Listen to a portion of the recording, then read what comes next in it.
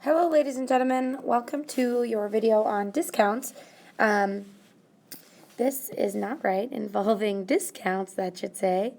So we're going to solve some real world problems. You're going to encounter discounts all of your life. We love a good discount at the store. So let's make sure that when we go to the store, we know what we will be paying for an item before we get to the register.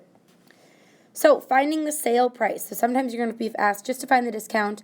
Then you'll be asked to find the sale price. So sale price means the price that you pay at the register. So if there's a hoverboard that has a regular price of $68 and is on sale at a 35% discount, what is the sale price, or what am I paying for the hoverboard? There's two methods, just like there were for sales tax. We can first subtract the discount from the regular price. So we would first find the discount, then subtract. Or we could subtract the percent of discount and then multiply. So method one is doing the discount, finding the discount first. So I'm going to do, sorry, someone knocked at my door, so I was distracted. 68, I'm going to find out what is 35% of that. Okay, and 35% of 68, and I can estimate again, this should be less than half. That's going to be $23.80. So this is my discount. That's not my sale price. That's how much I'm not paying. So if it originally cost $68 and they're taking away, the store is discounting $23.80, which is equivalent to 35% of that, I find out that I'm going to pay $44.20. I make sure, since it's money, I go to the hundredths place. So that's what I pay. Another option then is to do subtract. If it's originally cost 100%, you go to the store and assume that you're paying for 100% of the item, unless told otherwise. You don't just get a barter. So it's 100% minus the 35% that the store is saying they'll pay for. That leaves you paying 65% of the cost. So in that case, then we can use 65%. We're paying for 65% as a decimal of the original cost of 68. And then again, we get this, but of course we write it as money, put in the hundredths place. So either way works. It depends on just how you think about things as, okay, what's my discount and subtract? Or what do I actually have to pay and then multiply by that. So a couple examples here if you want to try them out. And I'll try maybe both ways just to give you some options. There's a starting bell. A t-shirt has a regular price of $15.50 and it's on sale at a 25% discount. What is the sale price of the shirt? Well, I'm going to do an estimate because I know we need to work on estimating our answers or thinking about it. I could round this up to 16, and I know that 25% is 1/4. So I can see that I'm probably saving around $4. That's my estimate, but I'm actually finding the actual sale price.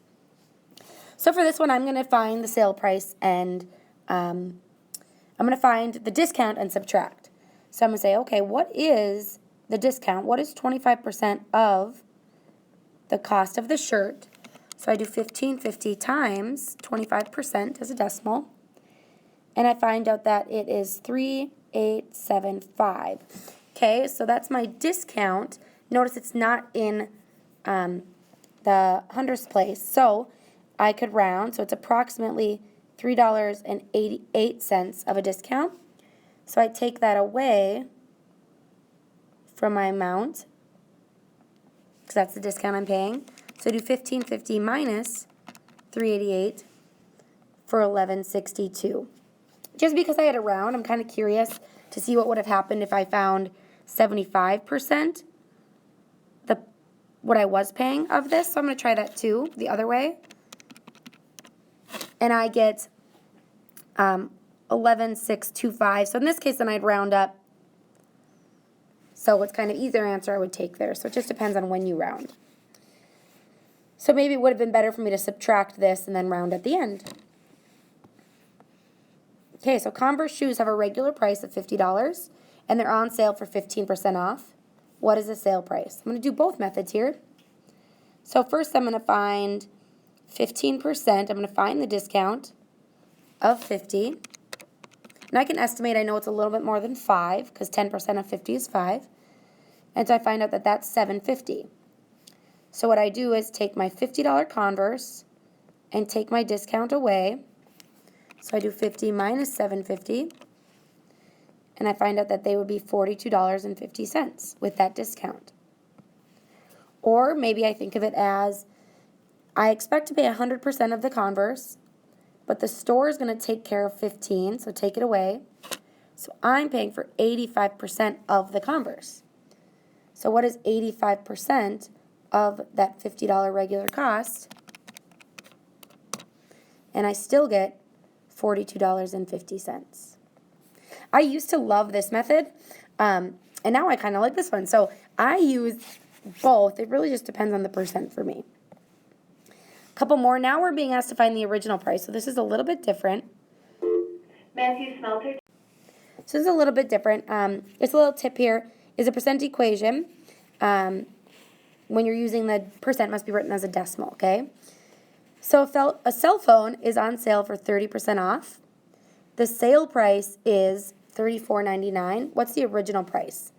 So what we know is that the cell phone, when you're paying 30% of it, that would be your discount.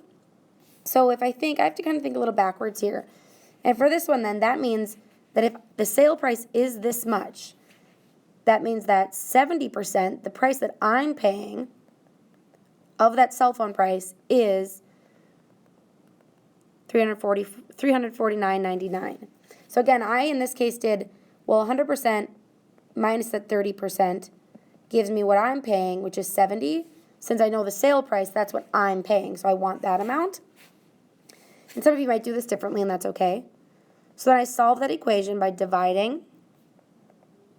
I am messing up all over the place. That should be 70 divided by 70%. And remember, it does make sense that I'm dividing by a number less than 1, so my number should be higher because the original amount should be more than the sale price. So I find out that it's approximately $499.99 for the cell phone originally. Okay, one more. Find the original price if the sale price of a cell phone was, remember that's like is, so if my sale price was $305.15, it has the same discount, so same discount as above. So we're paying 30%. Okay, so that means that was what we were discounted 70%, meaning we pay, so this is discount, handwriting's messy, we pay 70%. So if this is what I paid for the cell phone, and what is 70% of that original cost gives me my sale cost. So I divide.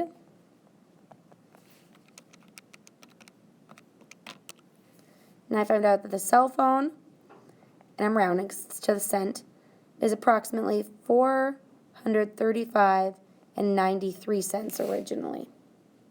Okay, so be careful with those. Try to set those up. There are other options in your book too for examples. That's the way I think of it. If you have different ways, please share them in class.